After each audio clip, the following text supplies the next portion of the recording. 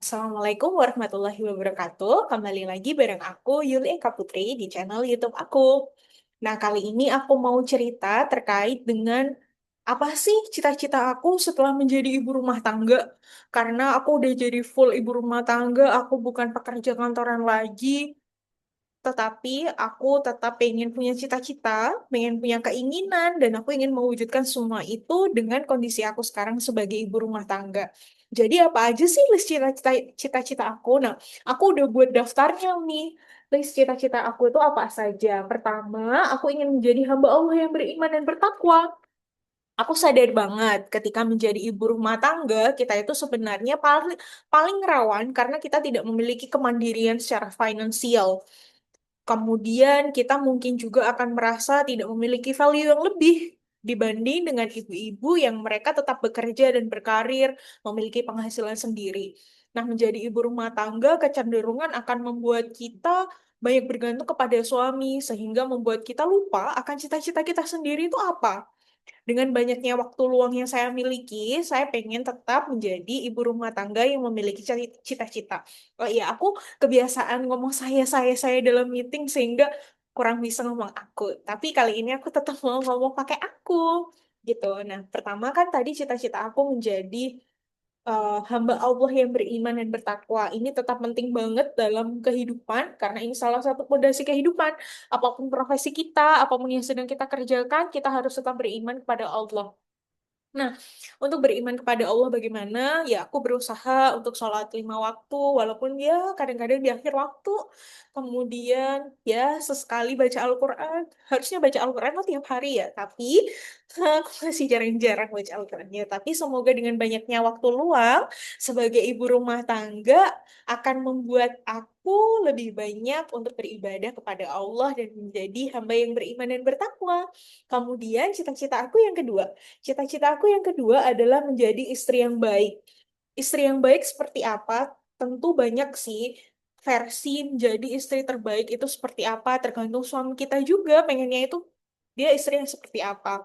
Nah, untuk versi aku sendiri, aku mau berusaha menjadi istri yang baik semampu aku, sebisa mungkin, semaksimal yang aku bisa. Aku berusaha untuk memasak untuk suamiku, kemudian membersihkan rumah, merapikan pakaiannya, rumah udah bersih ketika dia pulang, kemudian apa lagi ya? Oh, menjaga keuangan keluarga agar tetap aman, safety, itu adalah salah satu tools aku, dan menurut aku itu bisa menjadi cara aku untuk menjadi ibu rumah tangga yang baik, atau istri yang baik ya, untuk suaminya. Kemudian melayani suami, membersihkan rumah, menjaga keuangan keluarga. Kemudian yang ketiga, itu menjadi ibu yang baik. Ibu yang baik itu seperti apa? Tentunya aku pernah menjadi anak. Aku punya versi ideal orang tua tuh seperti apa sih? Jadi aku pengen aku tuh menjadi orang tua impian aku untuk anak aku. Nah, orang tua yang aku impi-impikan adalah orang tua yang seperti apa sih? Yaitu orang tua yang menemani anaknya. Setiap tumbuh kembang anaknya itu dia paham, dia bisa memenuhi kebutuhan nutrisi anaknya, kemudian mengajak anak bermain sehingga anak itu sayang sama kita.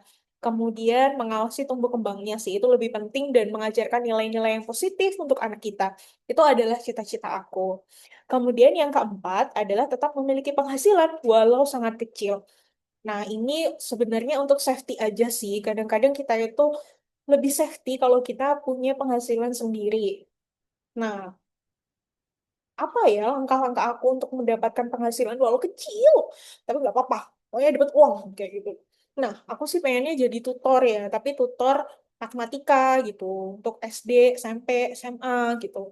Jadi aku ya daftar untuk menjadi tutor agar mendapatkan penghasilan dari mengajar. Tapi aku pengennya mengajar dari rumah melalui Zoom kayak gitu. Sehingga aku nggak bepergian karena aku nggak suka bepergian. Aku pengennya di rumah aja. Kemudian yang kelima, itu tetap belajar banyak hal. Jadi ibu rumah tangga, nggak bekerja gitu. Otak kita harus tetap pinter gitu. Nah, bagaimana caranya aku tetap belajar? Sebenarnya aku nggak belajar banyak hal juga. Baru beberapa buku yang aku pilih untuk pengen aku pelajarin ya. Nah, salah satunya adalah terapi berpikir positif. Ini terapi berpikir positif, buku yang aku beli di Gramedia. Dan sebenarnya aku udah baca tuntas buku ini. Aku tahu isinya apa, tapi aku ulang-ulang terus karena penerapan buku ini tuh sangat penting banget bagi aku, terutama masa awal-awal di mana aku nggak kerja, dimana pikiran-pikiran negatif itu datang banyak banget, dan aku bisa tertolong dengan adanya buku ini. Ini buku ini bagus banget, aku belinya di Tokopedia, sorry, bukan di Tokopedia ya, tapi di Gramedia. Kemudian buku yang kedua, buku yang aku pelajarin apa? Yaitu buku Bahagia Merayakan Cinta. Ini sebenarnya bukan buku aku, ini buku suami aku, dan aku banyak membaca buku ini, tapi ada part-part yang nggak mau aku baca karena part-partnya tidak sesuai untuk aku dan aku nggak mau. Tapi untuk part-part yang lain, mulai dari satu sampai bagian keempat sih aku suka, karena itu tentang menjadi istri yang baik, hak sebagai istri, kemudian bagaimana sih istri yang baik itu seperti apa, hak-hak suami itu apa. Nah, aku cukup suka sampai itu. Untuk bagian-bagian yang lain, imanku belum mampu. Kemudian buku lainnya yang ingin aku pelajari adalah buku ini. Ini Jati Diri Menjadi Wanita Muslimah. Ini buku yang aku dapetin waktu gathering di kantor aku. Waktu itu kita gathering di Jogja, kemudian aku dapat hadiah buku ini. Nah, buku ini sebenarnya mirip-mirip dengan buku yang kedua tadi. Isinya adalah menjadi wanita muslimah yang baik. Aku suka banget sama buku ini, cuma buku ini banyak kesalahan ketiknya, jadi aku agak kurang suka membaca di bagian tengah-tengahnya. Sehingga ya cukup terkendala juga aku menyelesaikan membaca buku ini, karena itu banyak salah ketiknya. Kemudian buku keempat yang aku baca adalah buku ini. Nah, buku ini aku beli waktu aku sebelum menikah sama suamiku. Banyak banget pelajaran yang bisa dipetik dari buku ini. Aku beli buku ini karena dapat informasi ketika aku mendengarkan ceramah Ustadz Khalid Basalamah ya. Nah, ini buku Mahkota Pengantin. Banyak nasihat-nasihat pernikahan di sini yang ilmunya itu baru banget aku pahami ketika benar-benar menikah. Karena ketika belum menikah kayak, ya itu gampang untuk dilaksanakan, tapi ternyata setelah menikah ini susah banget.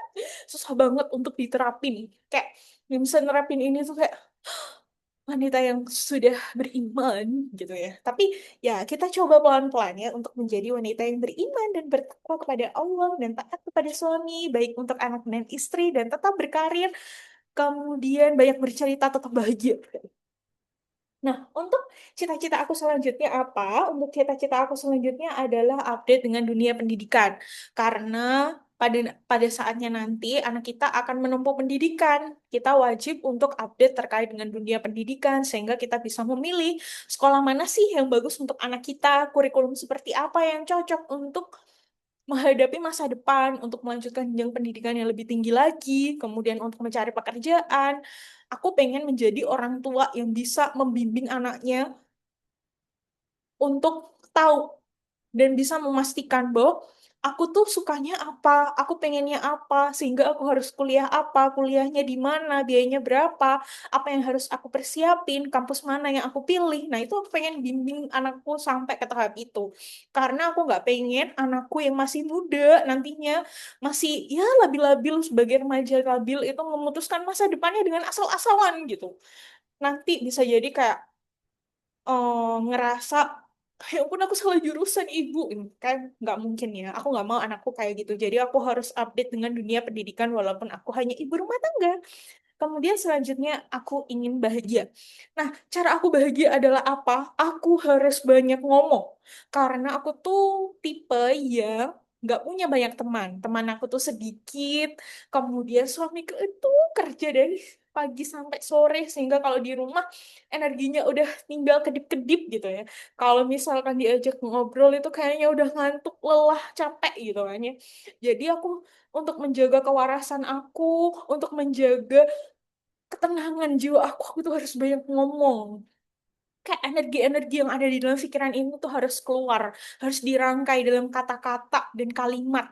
Kemudian bisa menjadi ide dan gagasan, menjadi sesuatu karya yang berarti dan aku merasa diriku bervalue, itu aku harus ngomong.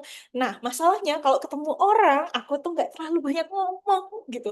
Jadi aku memutuskan untuk bikin video ini dan ngomong sama kalian semua. Karena aku yakin dengan ngomong sama kalian, pemikiran aku bisa tersalurkan dan bisa memotivasi kalian juga. Mungkin kalian mau ngobrol sama aku, eh, tonton video aku dan juga komentar di video aku sehingga aku makin semangat untuk ngomong. Aku nggak mau diem aja.